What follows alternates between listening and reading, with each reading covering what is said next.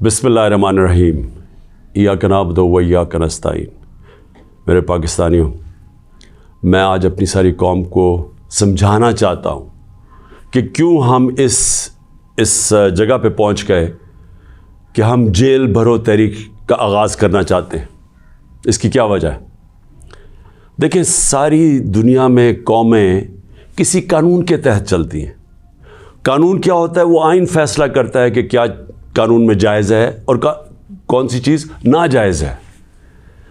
जब से ये इम्पोर्टेड हुकूमत आई है, इस मुल्क के आइन और कानून की धज्जियाँ उड़ाई गई हैं। हालात ये हैं कि अदालतों की भी बातें, उनके अहकामात ना पुलिस सुनती है, ना ये रियासत सुनती है। मैं आपको मिसाल देता हूँ कि अभी हाल ही में जब ये इम्पोर्टेड हुकूमत भाग रही थी इस्लामाबाद के लोकल गवर्नमेंट इलेक्शन से, तो अदालत ने कहा कि फौरी तौर पे डेट दो, बल्कि उन्होंने तो कहा कि 48 घंटे में करवाओ। अभी तक कोई महीना होने लगा है तकरीबन, अभी तक इलेक्शंस नहीं हुए। उसके अलावा जिस तरह फंडामेंटल राइट्स, जो बुनियादी हकूक़, जो हमारा आइन हमें हमारे बुनियादी हकूक़ की हिफाजत करता है, हालात ये हैं कि लोगों को उठाया जाता है। कितने लोगों को, सोशल मीडिया के लोगों को उठाया गया, उनको तशद्दुद किया गया उनके ऊपर, सिर्फ इसलिए कि उनकी कोई ट्वीट थी, उसके ऊपर उठाया गया, तशद्दुद किया गया। अभी तक कई ऐसे लोग हैं जिन्होंने जिस तरह का तशद्दुद किया गया, अभी तक उनका ज़हनी तवाज़ुन ठीक नहीं हुआ।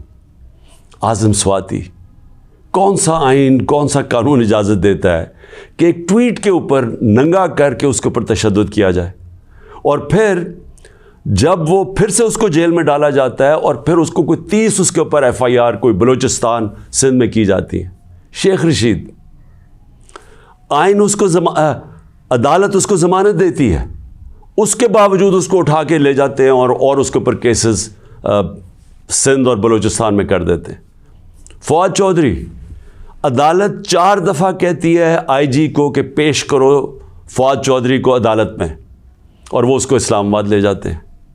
तो ये तो मैं थोड़ी मिसालें दे रहा हूँ। जो शहबाज गिल से हुआ, कस्टोडियल टॉर्चर, तशद्दुद, ये पाकिस्तान के कानून के ख़िलाफ़ है।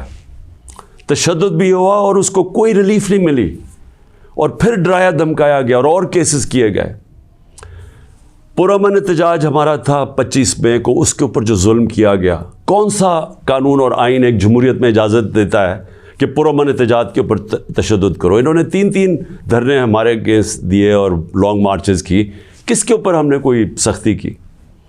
तो मैं तो ये थोड़ी सी मिसालें दे रहा हूँ आपको कि हमारा सारा जो हमारे आइन और कानून के ऊपर जो एतमाद है हम इस कौम का, वो उठता जा रहा है।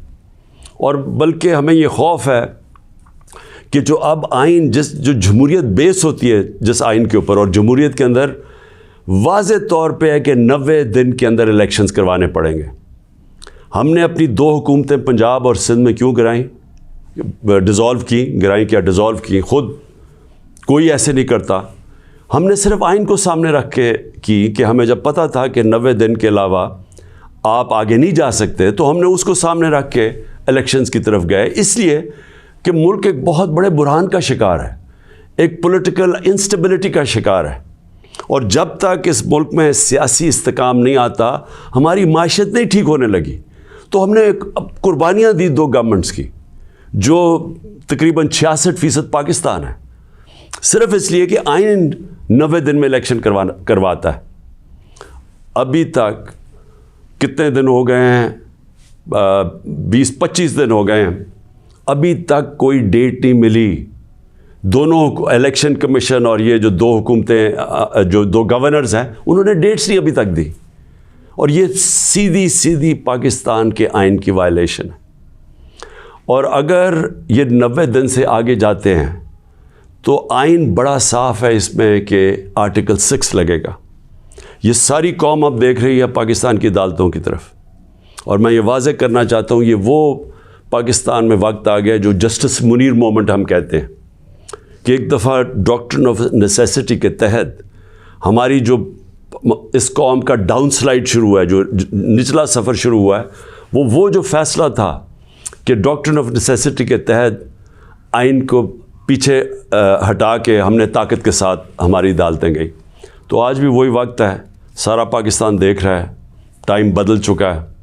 اگر یہ ہم نے دیکھا کہ اس سے آگے جاتے ہیں تو ہم نے یہ پلان کیا ہوا ہے کہ ہم نے اپنے آئین, اپنے ملک کے قانون کے رول آف لاء کے لیے, انصاف کے لیے ہم نے یہ جیل بھرو تحریک کا فیصلہ کیا, کیونکہ ہمیں کوئی نظر نہیں آ رہا کہ یہ جو وہ لوگ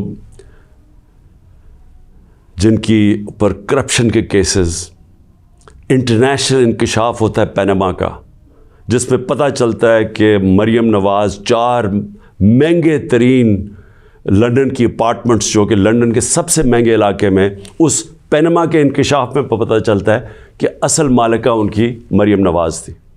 اس کے بعد سارا ٹرائل ہوتا ہے, سزا ہوتی ہے. تو ان کے اوپر تو کوئی ایسا تشدد نہیں ہوا, ان کو تو جیل میں رائلٹیز کی طرح رکھا گیا. ان کے ذرا دیکھیں جیل میں کیسے جا رہے تھے. تو یہاں ٹویٹس کے اوپر تشدد کیا گیا.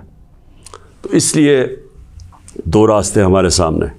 ایک راستہ یہ ہے کہ ہم توڑ پھوڑ کریں, انتشار پھیلے گا ملک میں, سڑکیں بند کریں,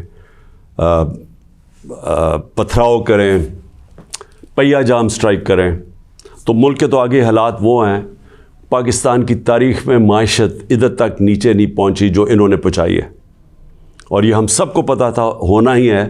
اور ہم نے جو اس وقت ان کے ہینڈلرز تھے ان کو واضح کر کے بتایا کہ اگر آپ نے سازش کر کے حکومت گرائی گئی, ان سے نہیں سنبھالی جائے گی, اور نہیں سنبھالی گئی. تو آج کبھی بھی اتنا بڑا اکنامک کرائسس نہیں آیا جو آج پاکستان میں ہے. کبھی عام لوگوں کی زندگی میں اس طرح کی مہنگائی نہیں آئی جو آج آئی ہے.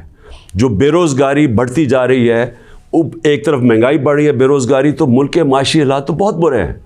تو ہم اس لیے اس کو سامنے رکھ کے, اور 26 سال کی سٹرگل میں کبھی بھی ہم نے انتشار کی پالیٹکس نہیں کی.